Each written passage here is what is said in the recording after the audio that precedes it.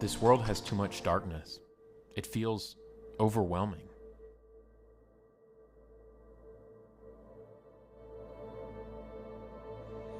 I'm tired of arguing with people. What can I do?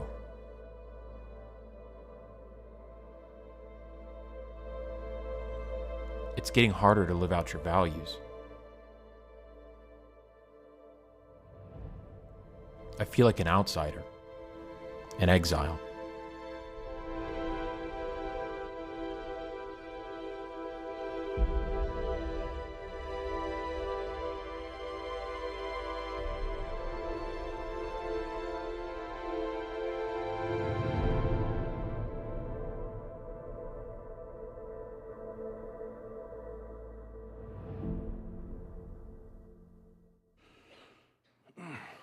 Well, hey, good morning again.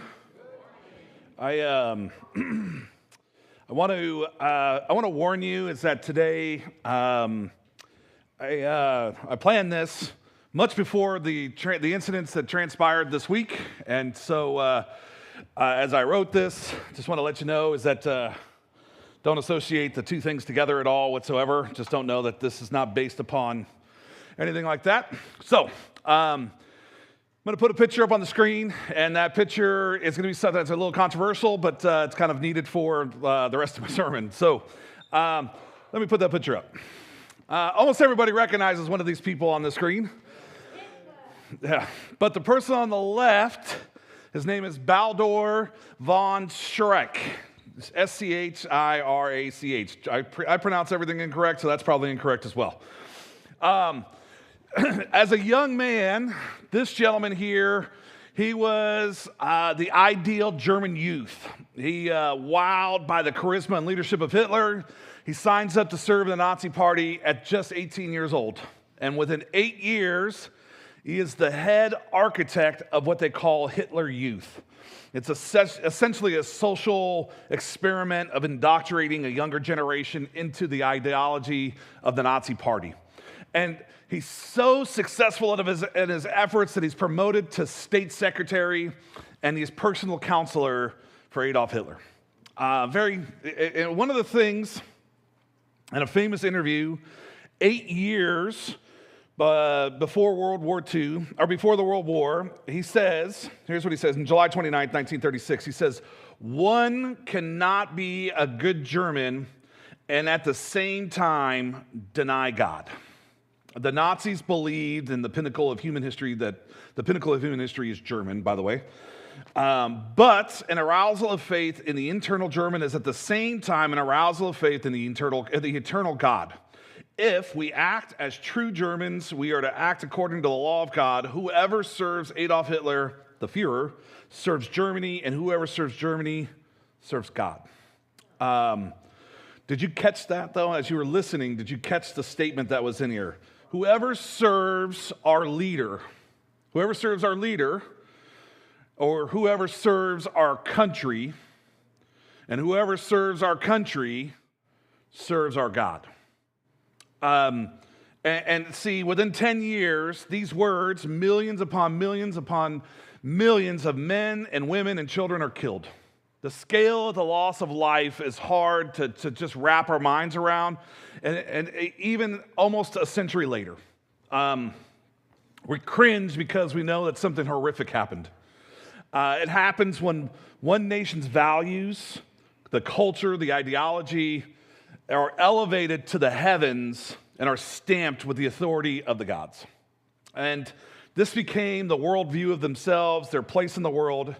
And with that became their job. It became their job to subdue any opposition. And see, sadly, this kind of thing often happens when religion and earthly power mix. That's what happens. And it creates a dangerous and toxic relationship. And throughout history, rulers and empires and presidents and nations and earthly kings and kingdoms are happy to partner with people of faith when it suits their needs. I'll just tell you now, we deal with it now. People are happy to partner with the church when it suits their needs. But as soon as it stops suiting their needs, all of a sudden it's like, oh, no, it's our thing. We don't need you. Or we didn't really need God at all. And see, far too many times throughout history, people of faith happily partner with those in power for all kinds of reasons that seem noble and maybe not so noble reasons. We've done it all the time. We do it all the time. In fact, the church currently has a partnership with the city of Sassoon. And it's not that it's unnoble or noble. I'm just saying that it happens. We partner with these organizations. Things happen. But oftentimes, the end result is almost always the same. Those who wield power often do whatever it takes to get what they want. And the community of faith ultimately gets swallowed in the whole, and advancing the kingdom becomes advancing the wrong kingdom. We end up advancing the king or kingdom of whatever one that those in power tend to have as a mindset. And as for followers of Christ, more often than not, we lose our way, we lose our witness, and we lose those distinctive things about God's people that shine so brightly in a dark world. Like I just tell you right now, as all these things are happening, our light is diminished so much as all this chaos is happening because, usually, I'm not part of my notes at all, but I want to stop for a second here, is that a couple years ago there was a fire. And when that fire happened here locally, well, the first thing that as a church did, we responded. We drove to people's houses. We showed up. We were like, here's food, here's this, here's that, whatever was necessary. And now that this next thing has happened, how have we responded? What does it look like? What has the faith community done to respond to this next tragedy? What have we done for the family? What have we done for those? So if you guys didn't know, the word hospitality and the word hospital are both Christian words. They both are derivatives of what the church did. The church went in and we were the hospital. We were the hospice. We showed up when people were injured, when they were starving, when they were sick, when they were needed the church showed up. And all of a sudden we think that somebody else is going to do it for us now. And I really don't want to be on a tangent or a rant. But what have we done? What have we done? As we've seen this, and it doesn't matter, and I've seen so many terrible posts. Like I go on Facebook and I stalk, and I've seen so many terrible posts about what this kid did or what he didn't do or who he could have been about or what he was about. Nobody knows anything, and yet we're making this judgment from afar. And we're sitting there and going, well, he probably knew this other kid that did this, or like, wait a minute here. Nobody deserves what that child got. Nobody. And here, as the community of believers, how have we responded? Have we allowed the nation to respond and the community to respond?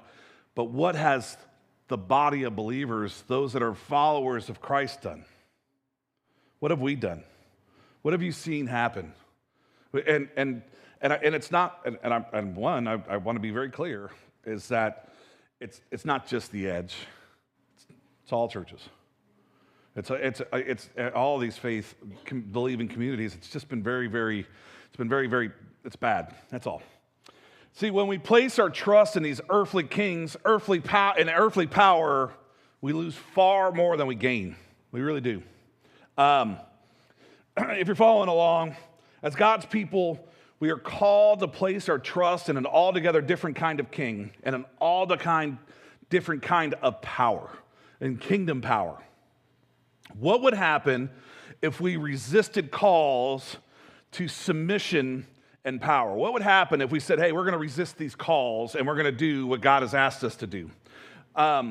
As Americans, we live in one of the most powerful nations in the world, if you didn't know that. If you didn't know, we live in one of the most powerful nations. The United States has the largest military budget, the Navy, the Air Force, and in the world. So we have the largest budget, the largest Navy, and the largest Air Force in the world. And we boast the most powerful of armed forces in the world.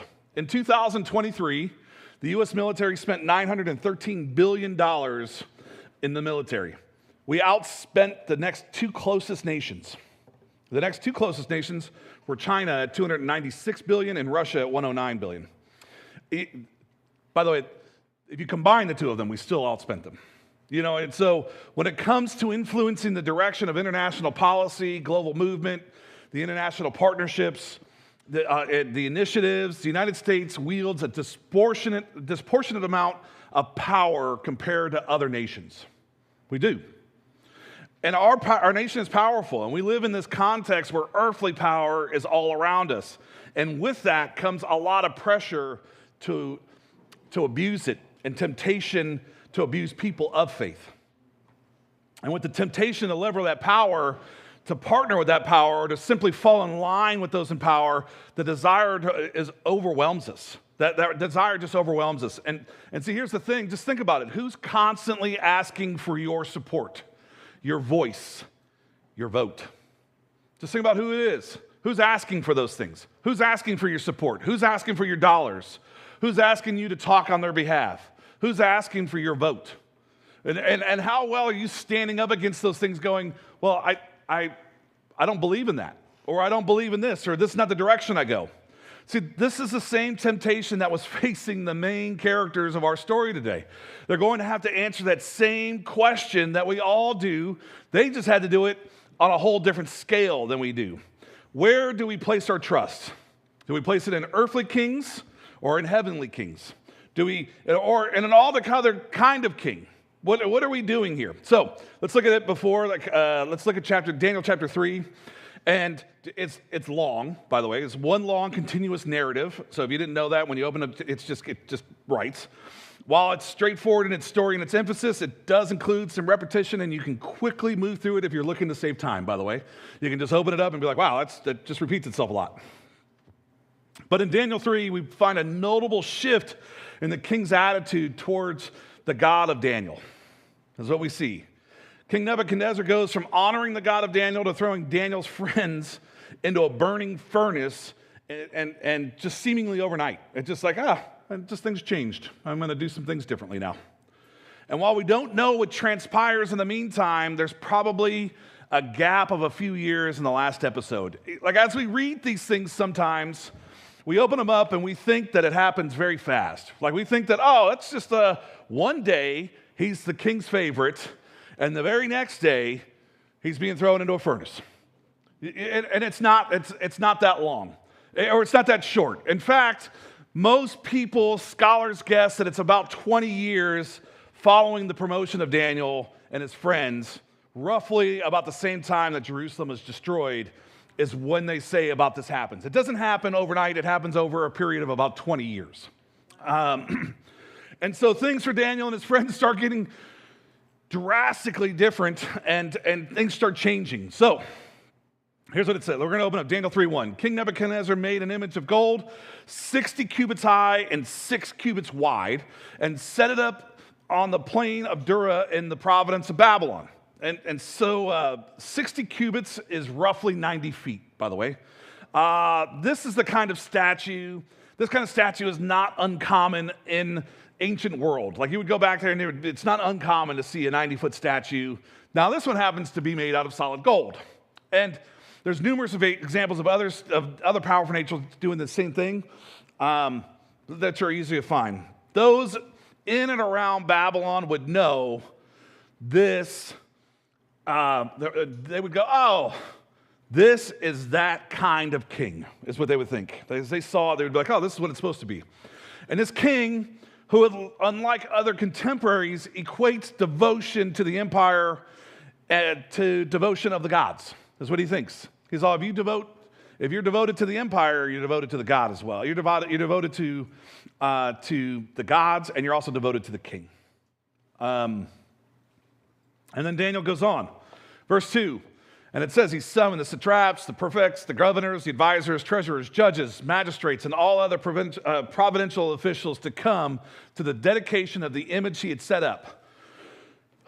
And so they assembled for the dedication of the image that King Nebuchadnezzar had set up, and they stood before it. So Throughout this chapter, this imposing list of officials is depicted as numerous times, heightening the tension and feeling like of this danger. And everyone present from all over the empire, people are showing up. And through this repetition, the narrator creates a scenario in which conformity is normative.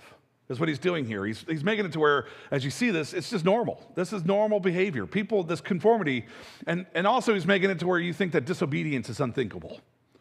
And the represented list of instruments serves like to simply propose to emphasize the surrounding ceremony and the heightened tension of what's getting ready to happen. He keeps bringing it up, and he goes, this is what's getting ready to happen. And so what is the king going to ask for exactly? What is he going to do? Maybe it's no big deal. Maybe it is a big deal. And then the herald loudly proclaimed, nations and peoples of every language, this is what you are commanded to do. As soon as you hear the sound of the horn, flute, zither, lyre, harp, pipe, or all kinds of music, you must fall down and worship the image of God, an image of gold that King Nebuchadnezzar has set up. Whoever does not fall down and worship will immediately be thrown into a blazing furnace. Yeah, sounds fun, right? Excuse me, I got to turn on the air conditioner. It's a bit warm.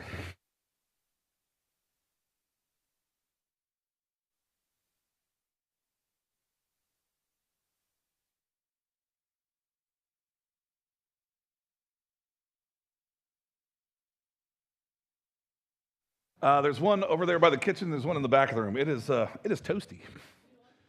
No, I'm good. Thank you, though. So this image of gold, right? We're not told the images of God, or the king himself. We just know that it's, and in some note, the Hebrew word for the image in Daniel 3:1 implies a human figure. Other theories and scholars suggest that the image is a symbolism for the nation of Babylon itself. There's just not really a whole lot of things that tell us that who it is, but we know that it's an image and that it's gold. That's what we know. And regardless, what prompts this mandate from King Nebuchadnezzar? What prompts it? And if you were here last week, you know from the last time we heard from the king, almost 20 years earlier, he was given an unsettled dream from the Lord, right? An unsettling dream from the Lord. In this dream, a large statue with a head made of gold represents the king in the kingdom of Babylon, and the rest of the statue is made up of inferior elements representing the kingdoms to follow Babylon after its fall.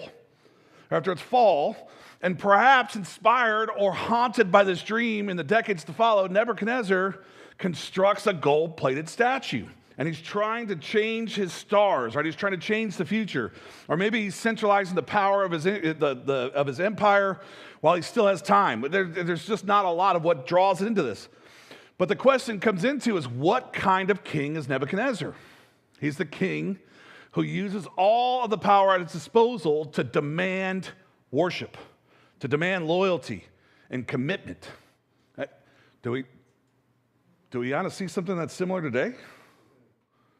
We kind of see something that's similar today. And he seems to get by any means necessary. And he's that kind of king, and he rules with that kind of power. And that's just what he does. And the exact form of the idol doesn't matter, whether it's a deity or a king. We know that the command is to worship and bow down to this statue. That's what we know. And to treat it as what it represents as the most important power in the universe. That's what they're asking them to do. But this is something the exiles, Daniel's friends, simply cannot do. They just can't do it. So verse 7, therefore, as soon as they heard the sound of the horn, flute, zither, lyre, harp, and all kinds of music, all the nations and peoples of every language fell down and worshiped the image of gold that King Nebuchadnezzar had set up. At this time, some astrologers came forward and denounced the Jews. They said, thank you. They said, threw me off. King Nebuchadnezzar, may the king live forever. Your majesty has issued a decree that everyone who hears the sound of the horn, flute, zither, lyre, harp, pipe, or all kinds of music must fall down and worship the image of gold. And that whoever does not fall down and worship will be thrown into a blazing furnace. But there are some Jews whom you have set over the affairs of the province of Babylon, Shadrach, Meshach, and Abednego, who pay no attention to you. They're snitching, right? That's what's happening right here. You know, your majesty, they neither serve your gods nor worship the image of gold you have set up. You know, and see, God's people trust in a different type of king. That's the thing here. It's very, very important to recognize that they're not trusting in this stature. They're not trusting Nebuchadnezzar. They had principles when they got to the country, and they're continuing to have those principles. The question comes into, what about us? What are our principles? What are we standing on? What do we stand up for? What do we do? What is our principles? What do we go? When they go, bow down to that. And you go, oh, no, I'm not bowing down to that. Or do you go, I'll live to fight another day? Because they could easily have done that. They could have easily have said, we'll just fight another day. We'll just bow down to this. Whatever. We know that he's full of it. We know that it's just, it's just a waste of time, whatever. Let's just do it. Like, who cares? But they don't do that. And people obviously are watching them. People are looking at them. People are watching what they do. What do you think people are watching us do? What do you think are happening? When people look at us and they go, how are they going to respond to these situations? How are they going to respond to this adversity? How are they going to respond to this? How do we respond? What does it look like? Do we respond as what everybody else does? Because if we're doing what everybody else does, then we're not set apart. We're called to be set apart. We're called to be different. We're called to be weird. We're called to have a different type of life than everybody else that's out there. If your life looks just like everybody else's life out there, then guess what? You're probably not a follower of Jesus. And I hate to tell you that, and I know. Welcome to the edge, where you're going to walk out of here feeling inspired and you feel so loved by God right after the pastor bashes you for not being a follower of Christ. But see, that's the thing, is that if our lives don't look any different, then how can we actually say that we're following Jesus? How can we say that? How can we say, oh, no, my life looks just like my neighbor's life? Well, what does your neighbor do? Like, does your neighbor, like our neighbor, I actually don't know a whole lot about our neighbor because I'm terrible at going, hey, we got to go and find forgiveness, or we got to figure out what we did to upset them.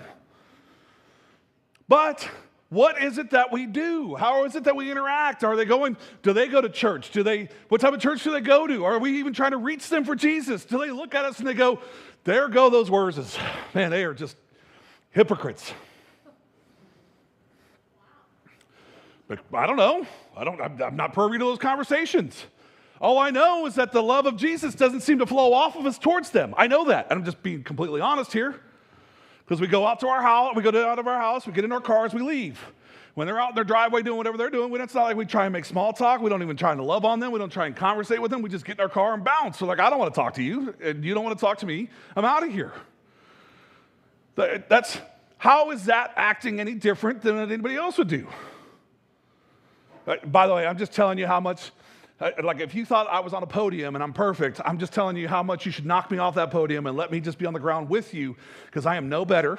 My life is just a little further along, and I love being able to share about this man called Jesus. That's all I want to do. And so if you're wondering why I get to do this, it's because God said you're the perfect instrument to use this right now because you're flawed, just like most of the people of the Bible. And you get to share, and you get to go, hey, look, this is what we get to do. We get to do this together. Because we're trying to figure this out together. We are on the edge together. And so by no means, none of you hovered in here, none of you walked on water, none of you glided into the room as if you were perfect. We're all broken.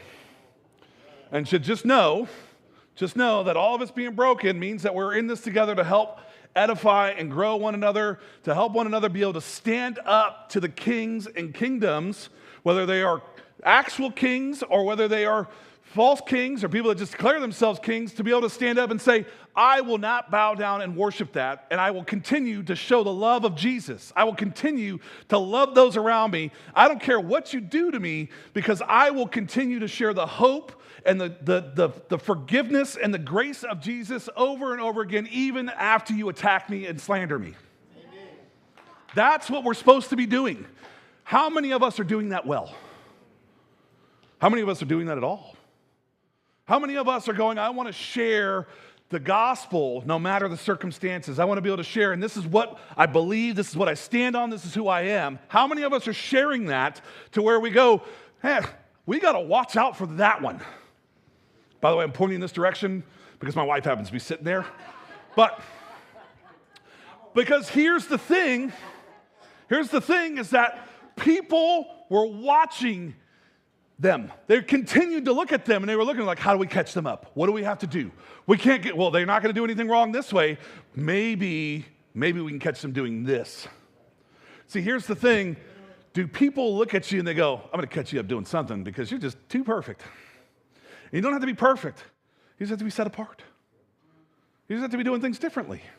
You just have to, your life has to look a little different. That doesn't mean I'm not asking you to stop doing 70 down the freeway, or 80 for some of you, or 90 for some of you. I'm not saying that at all. But how you treat people is a whole another story. When you get pulled over, you should say, hey, thank you, officer. I was speeding. They'll laugh at you. But I promise you it'll go better. You know, I'm just telling you is that how do we respond? Are you going to lie to them at that point when they pull you over? Do you know why I pulled you over? I sure don't. Well, you were doing 90. Was I? This car doesn't even do 90. I didn't know that. Like, what are you going to say? Like, how do you respond? What do you, like, or do we just stand up and be like, yep, I was in a hurry to go nowhere. Thanks for pulling me over. God's people trust a different kind of king. We do. See, Shadrach, Meshach, and Abednego defy the world's most powerful king because they trust Yahweh. That's what it is. They trust him. They're like, I trust, and they trust that their king is more powerful than any other man out there. They trust it. They go, it doesn't matter who stands before me, my God is more powerful. Do we believe that? Do we believe that? Are we going, hey, when they show up at your door, do you go, it doesn't matter. My God is more powerful than you. See, King Nebuchadnezzar's power is limited to his temporary reign. That's what it is. His power is limited to that reign. That's it. While the king that they serve is unlimited and his kingdom endures forever. See, we have to remember that. See, and as we look at this, Jesus is an altogether different kind of king. He's an altogether different kind. Just think about this. Rather than to demand our allegiance, our king longs for a relationship with us. He doesn't demand your allegiance. He doesn't demand you do something. He goes, I want a relationship with you. I want you to love me because I love you and sacrifice for you. That's a whole different thing. What does King Nebuchadnezzar do? Bow or die. It's not what Jesus does.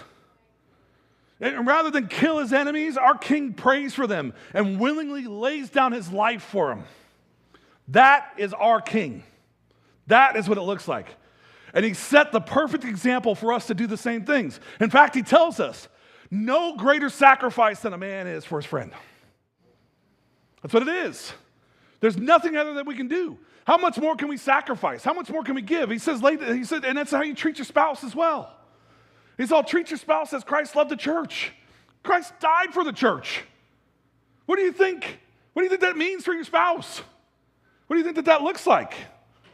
We don't get along now. Let's go to court. Now, there's different circumstances, and I'm not trying to say that all. I'm not trying to say that at all. So don't get into the weeds on me. That's what you like to do. Mike must have meant this. No, I didn't. I didn't mean that. What I meant is, are you sacrificing and are you loving? That's what I meant. If you take it anywhere else, that's the Spirit convicting you of whatever offense that you have committed. Through the exiles in this story is well known now, right? We know it. We've heard it. They're like, hey, they were thrown in a fire, but there was 4 of them in there, but only 3 of them went in. We all know this, and it's interesting how at that moment, they don't seek to make sense of it. They don't try and stage a riot or try to paint themselves as martyrs. Still, after getting ratted out by some of their peers who are likely jealous of their success and their promotion, here's their earthly kind of response, right? Here's what it is.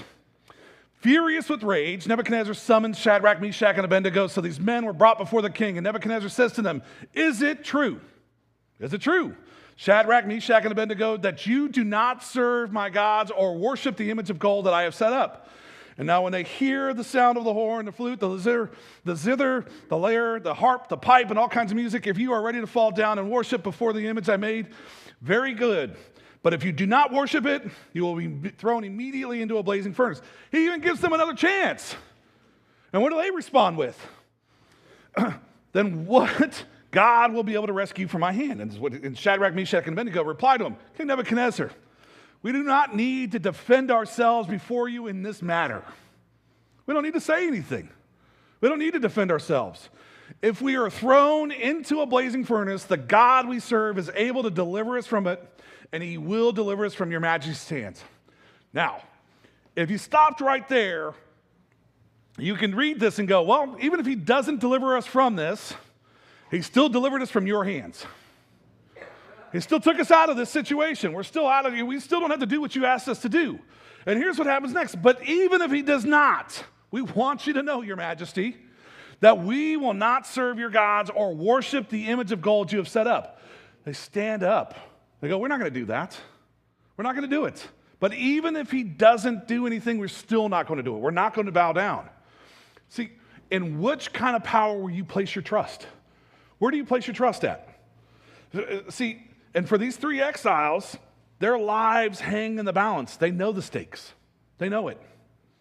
Why not just bend their knee and live another day? They could just justify compromising their integrity this once so that their majesty and the ministry of all their, like they could just be like, hey, our ministry is really important here. Man, if we don't do this, nobody's going to know about our God. Nobody's going to know about this. And the Babylon courts could continue, and who's going to witness to all these pagans when they're all dead? What are we going to do? They could have came up with lots of excuses, but they don't. They respectfully refuse. They're not even mean about it, right? They're not like, you suck, we're not doing what you say. Like, they're just like, Your Majesty, we're not going to do that. We're not going to worship anyone other than Yahweh. And their refusal, they essentially tell the king that our God is more powerful than you and yours. See, God's people trust in a different kind of power. What power are we trusting in? We don't trust in earthly kings and earthly power. Because of this, we're able to stand boldly against the greatest of both of those. Because of the power we trust in, we can stand against earthly kings and earthly power.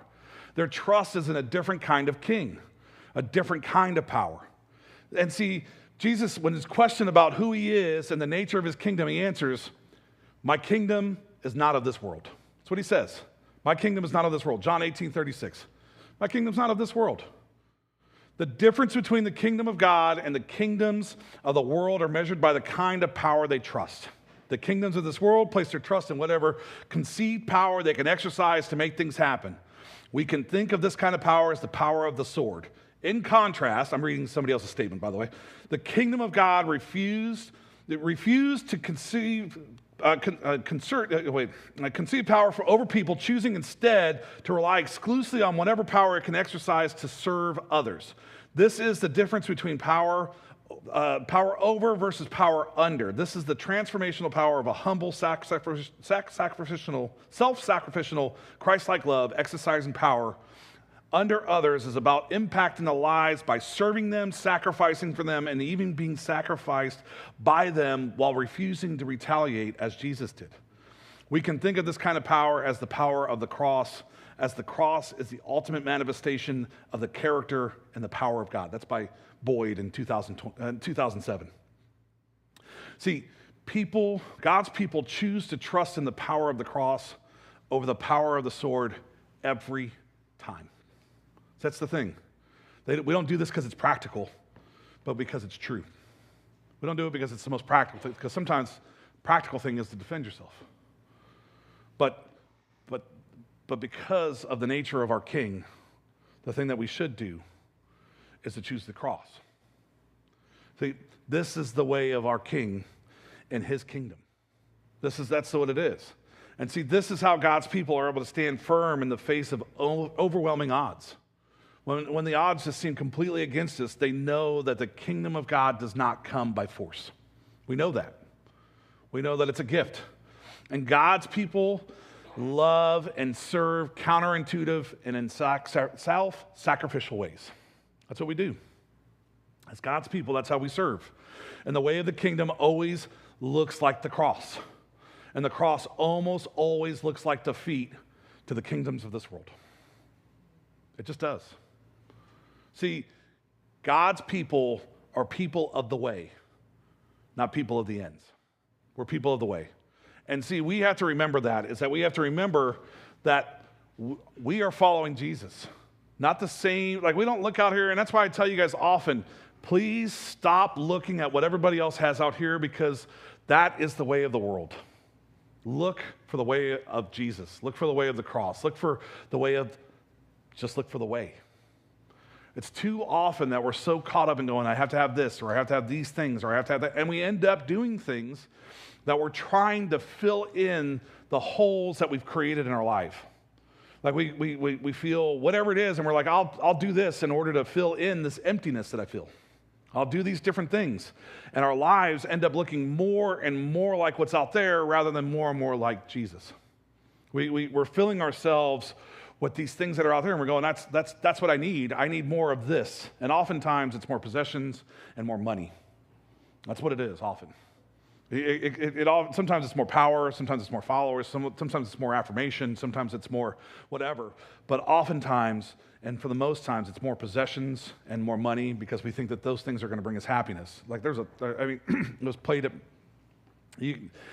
at my grandmother-in-law's funeral, is that basically saying, money doesn't buy happiness, but it buys a boat, right? Because we think that those are the things that bring us happiness, possessions, right? And it'll buy you a truck, and it'll buy you all those other things that go along with it in order to get you to the lake, right?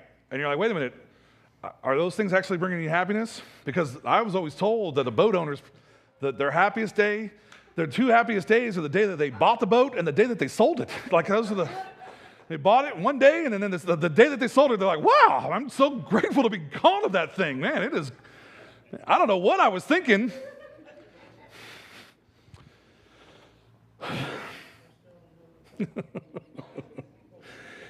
See, the ends are in God's hands. That's what we have to believe. The kingdom comes when and how God sees fit. When God's people, for God's people, our responsibility is to simply do the next right thing. What is the next right thing? What is the next right thing? After you complete that task, what's the next right thing to do? What's the next thing that Jesus has asked you to do? What's the next right thing? It's never to go, what am I getting out of this? It's to go, what's the next right thing? What am I supposed to do now?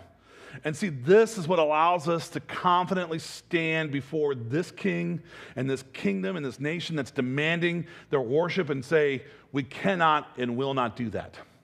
See, what is your track record? If you just all of a sudden stood up out of nowhere and said, I won't do that because my God says no, are people going to be like, what are you talking about? You haven't been a follower of Christ. Your life looks nowhere like that. Or people are going to be like, hey, are you standing like when people look at your life, do they go, oh, that makes perfect sense that they stand up and say, I'm not doing that because of their beliefs and their faith. If it doesn't, then how could you possibly stand up and say that? Because if your life looks just like everybody else's, again, you can't out of left field just come up and be like, oh, no, we will not bow down to that. You're like, I won't worship that. I'll worship all these other things, but I won't worship that. See, what does our life look like today? See, because when it really counts, when the time comes, because see, when they got there, when they first showed them Babylon, they were like, hey, we're going to be indoctrinated into this, but obviously people still considered them to be Jews. They still looked at them and they said there's something different about them. So their life had a principle that they stood on up until this point. And so for the years that they were there, the dream gets interpreted. 20 years after that, people are still looking at them and go, what are we going to do to catch them up? There's 30, 40 years that have happened in this period. There's people looking at these teenagers that show up and how they respond and how they react. And all of a sudden now they're in their 40s. And people look at them and go, we got to do something to catch them up. We got to do something. So people have been looking at them for 40 years going, those are those followers of Yahweh. Those are those followers of God, of the true God. What are we going to do? And so when people look at our lives, they look at them and go, those are those true followers of Jesus. Those are those true followers of Jesus.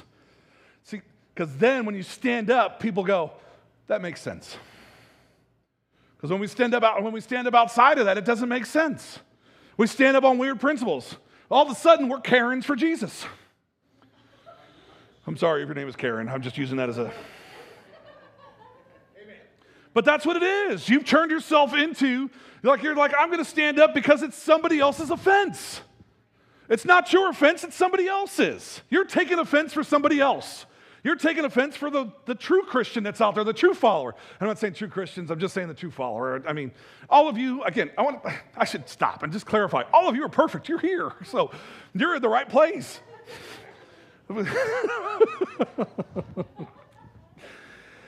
By the way, I wrote this for me, so you should know that this is directed all towards me. You just happen to be the ones that I get to vent it to. In the verses that follow, King Nebuchadnezzar throws Shadrach, Meshach, and Abednego into the fiery furnace, right? We know this. And they are accompanied by a divine figure, testifying to God's being with them in the fire. Miraculously, they emerge out of this unharmed, right? Amazed, the king changes his tone, right? He looks at it, he's like, hey, wait a minute.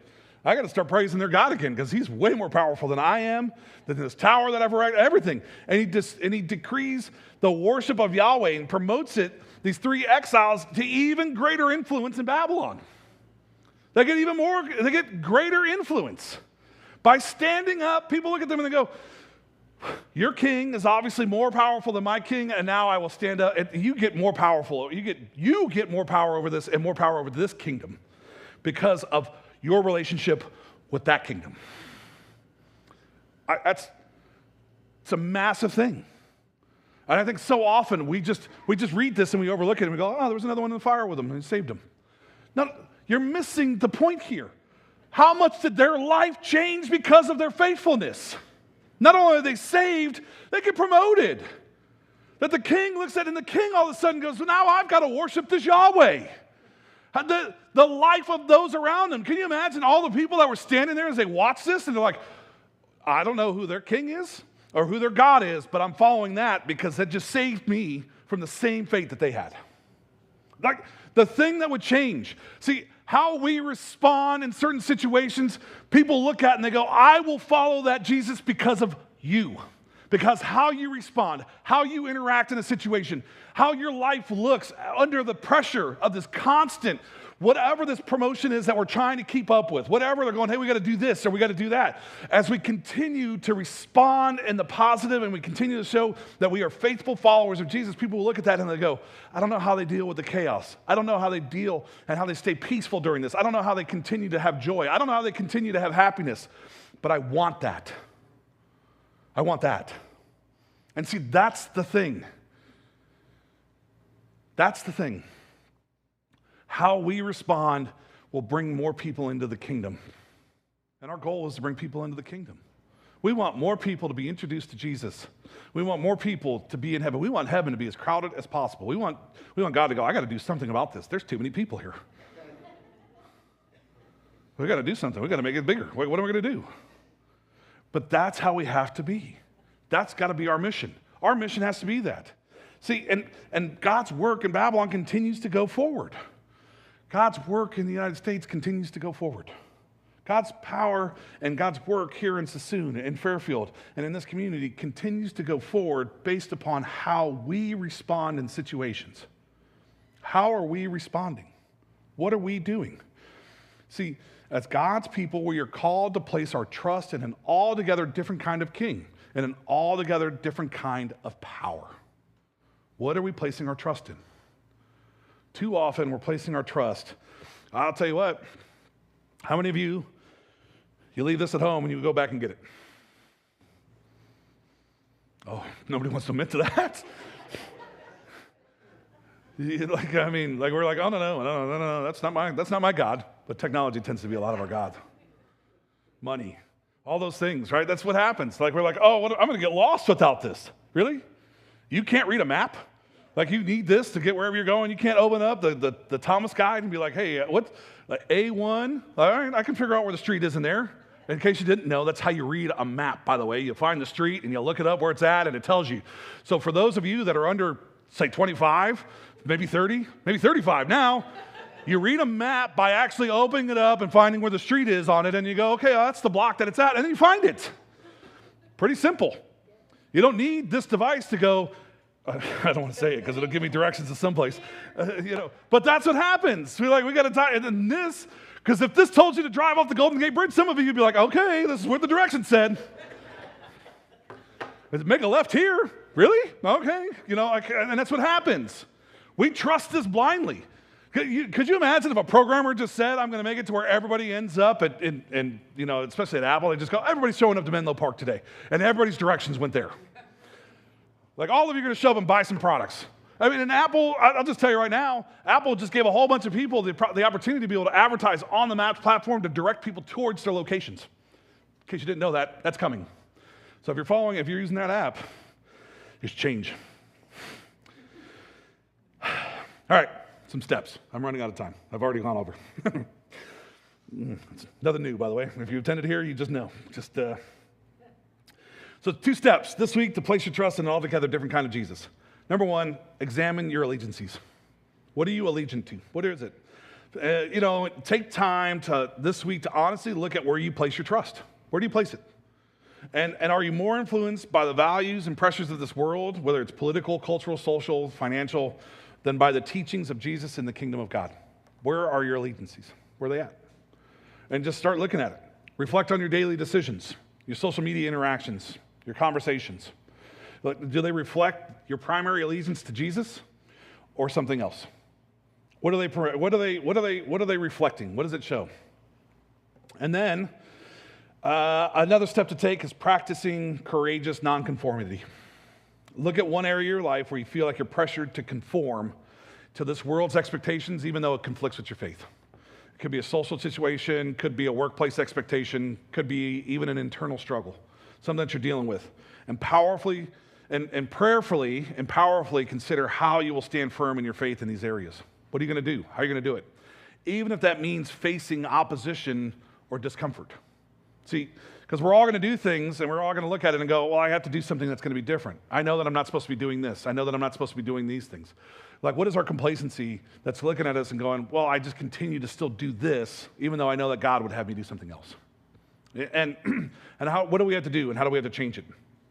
This might be a difficult conversation, might be setting a boundary, might be turning off the TV, might be doing different things. It might be choosing to remain silent when you know everyone else is participating in something else that you know is wrong.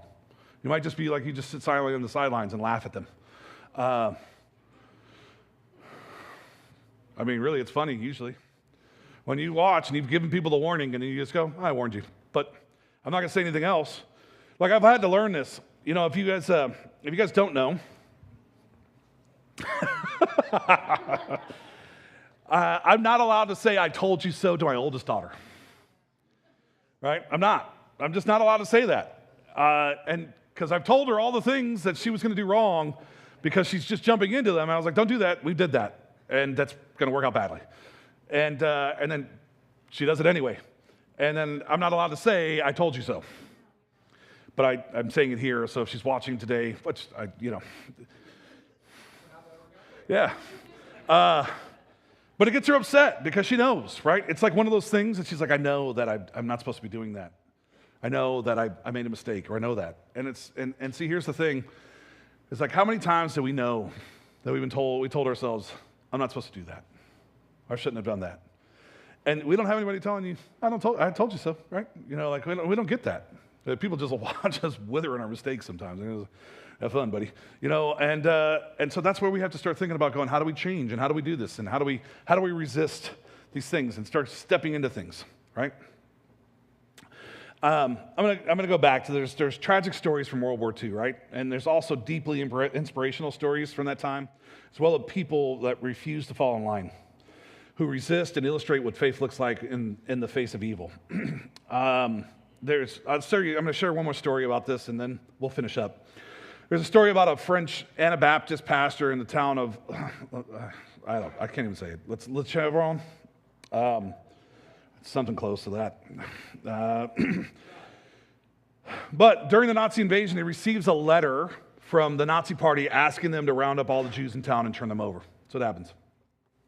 And the official letter from Andre Tacombe that he writes on behalf of the town. This is what he writes. And he says, "We have learned of the frightening scenes which took place 3 weeks ago in Paris, where the French police, on orders of the occupying power, arrested in their homes all the Jewish families in Paris.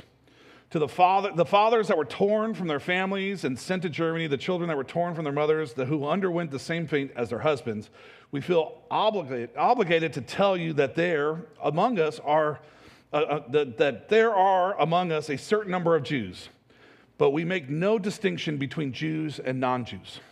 It is contrary to the gospel teaching of our comrades whose only fault is to be born of another religion, receive the order to let themselves be deported or even examined. They would disobey the order received, and we would try to hide them as best we could. We have Jews, and you're not going to get them." That's what their response was. When you trust in a different kind of king and a different kind of power, we are free to courageously live with integrity. We're free to live that way. How often are you living with courageous integrity? How often are we living that way? There's so often that we're very meek and we're very quiet. See, we're free to stand against evil, no matter how great the force is, because winning isn't the point. It never has been the point. See, God wins in the end. How many of you have opened up and read Revelations and read the last 3 chapters? God wins. And nothing can thwart his purpose in the world. Nothing can happen there. See, his kingdom is breaking in, and one day will fill every square inch of creation. Just will. And so we are free from the pressure to change the world on our own and to win every battle that we fight. We're free to simply do the next right thing, boldly, courageously, and lovingly. That's what we're free to do. In a nation like America, that's far more like Babylon or Rome than Israel, sometimes will put us at odds with the voices and the powers around us. It just will. There will be times when we, like Shadrach, Meshach, and Abednego, will have to stand our ground and say, I cannot do that. I will not do that. And there's other times it might mean even advocating in those powers and for those that use and abuse and misrepresent people around us. But when we faithfully engage, knowing that God will use whatever small part of the play, whatever small part we play in his kingdom and his ongoing, unstoppable kingdom work, in this world, we will make all the difference in Jesus. We just have to start playing our part. Now, how many of us are playing our part? You know, what is it? And I know sometimes we're like, I don't even know what my part is. What am I supposed to be doing? What are my spiritual gifts? What part am I supposed to be playing? Am I just, because I feel like I'm always a spectator on the sidelines. And I will tell you, our walk with Jesus is kind of unique, because if you, I'll use the analogy of a football game. And so, how many of you have watched professional football or something like that?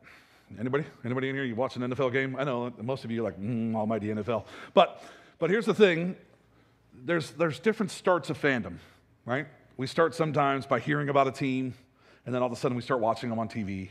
And then all of a sudden we go, hey, I'm going to go to a game. And we sit in the cheapest seats that we can find. And then all of a sudden we go to the next level of seats, and all of a sudden we get to the next level of seats. But see, here's the thing, is that always being a spectator, no matter how close you get to the game, you're never in it. You're never actually playing the game. You're never down there. You can be sitting on the 50-yard line and never be playing the game. You're just watching it. And see, that's how a lot of our faith is. A lot of our faith is sometimes we just started by hearing about Jesus, and then we started reading about Jesus, and then we started doing a few things, but we never really got into the game for Jesus. We've just always been kind of a spectator, watching the things that are happening around us, even though we might be right at the 50-yard line watching the whole thing transpire. We might be right there. The thing is, it's not like being on the field. And even being on the bench on the field is better than being in the seats in the stands. And see, we have to get better at going, I want to get in the game. I want to be part of this. I want to be part of doing the right thing at the right time on a regular basis. How do we get into the game? What do we need to be doing? And so I would highly, highly encourage you to go, I'm going to figure out so if you haven't done Class 101, 201, and if you have done it, then you need to go back and figure out what your spiritual gifts are if you're not serving, and start serving. And it doesn't matter if you're serving here, but there's lots of opportunities to be able to serve this kingdom out there with your spiritual gifts. But you need to figure out what your spiritual gifts are, so that way you're not serving, because you don't want to be the round peg trying to go into the square peg trying to go in the round hole.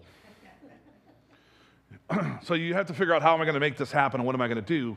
And so I would encourage you, and we're starting that back up the beginning of next month. And then also, so please get involved in it. I know, you're like, I don't want to go to a class after I'm done here. We're going to feed you. We're going to take care of your kids. We're going to do all that stuff. If you don't have any kids, we'll treat you like a kid if necessary. But it's important that you start figuring out where you can be at, where you can serve at, and what you can do. Trust me, you already tend someplace in God's kingdom to be able to go out and reach people for him.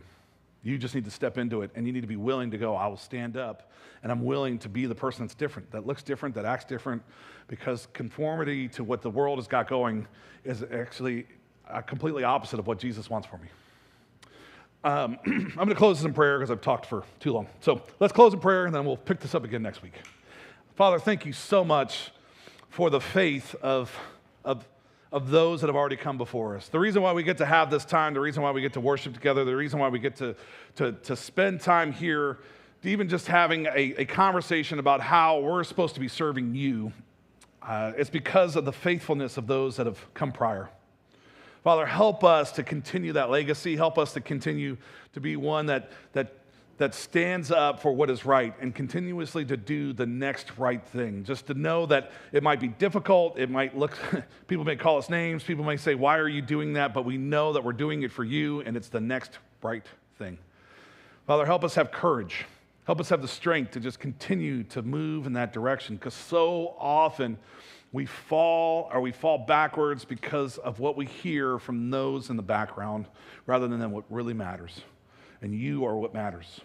Hearing you say, well done, good and faithful servant, is what we are all striving for, and we are all trying to meet that pinnacle. But it starts right here and right now, where us going, we will walk out and we will be different. We will look different. We will act different, and people may call us weird, but it's okay to be weird for you. Father, thank you for today. Thank you for this opportunity. And thank you for allowing us to be able to have just this time to pivot and do what you've asked us to do and move in a new direction closer to you. Father, thank you. It's in your Son Jesus' name that we pray. We all said, amen.